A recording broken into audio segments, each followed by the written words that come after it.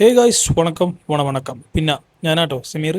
അപ്പോൾ കോഴിക്കോട് ബീച്ചിൽ കൂടെ വെറുതെ ഇങ്ങനെ അങ്ങോട്ടും ഇങ്ങോട്ടും നടക്കേനു ഒരു ചായയൊക്കെ കുടിച്ച് അങ്ങനെ കോഴിക്കോട് ബീച്ചിൻ്റെ സൗന്ദര്യമൊക്കെ കണ്ടെക്കുന്നവരാണ് പെട്ടെന്ന് നമുക്കൊരു മസാല ഷവായ കഴിക്കാൻ പെട്ടെന്ന് ഉള്ള ഒരു പൂതി വന്നത്. അപ്പോൾ ആ പൂതിയായിട്ട് ഞാൻ നേരത്തെ പെട്ടത് ഇതാ ഈ കാണുന്ന സ്ഥലത്തേക്കാണ്. വേറെ എവിടെയല്ല, കാലിക്കറ്റ് കഫ്തീരിയ.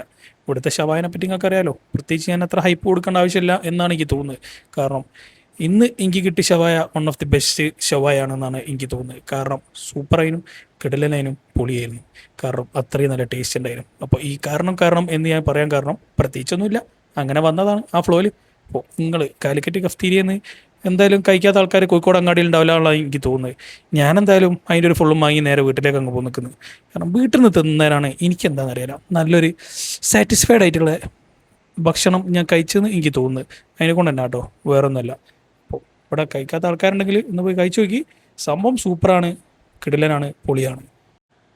ഓലെ മസാലയും കൂട്ടി കഴിഞ്ഞിട്ട് ഈ ഷവായൻ്റെ കഷ്ണവും പിന്നെ ചെറിയൊരു കുബൂസും കൂടി കൂട്ടി പിടിക്കുന്നതിനുള്ളൊരു സുഖം, ആഹാ സ്വർഗം നമ്മൾ കാണും. ഹൈദരാബാദിൽ ഇത്ര നല്ല ഷവായ കിട്ടാനില്ലാത്തത് കൊണ്ട് തന്നെ ഷവായൻ്റെ മന്തിൻ്റെ ബേക്കിലാണല്ലോ നമ്മൾ ഓട്ടം. ഏത് അത് നിങ്ങൾക്കറിയാലോ, അങ്ങനെയാണല്ലോ അല്ലേ അതിൻ്റെ ഒരു ഇത്. ഈ ഒരു പീസ് ചിക്കനും മയോനൈസിലൊക്കെ കൂടി കുത്തി കഴിക്കുന്നേരമുള്ളല്ലേ മക്കളെ, യാ ഹൗല ബലാ എന്ന് ചൊല്ലിപ്പോവും നമ്മൾ. അപ്പം അടുത്ത വീഡിയോയിൽ നമുക്ക് അടുത്ത സാധനമായിട്ട് കാണാം.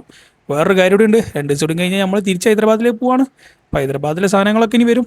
അപ്പം മസാല ഷവായനോട് ഒരു വിടയും പറഞ്ഞു കഴിഞ്ഞിട്ട് പിന്നെ കാണാം. വീണ്ടും സന്ധ്യക്ക് പിറക്കും. വണക്കം.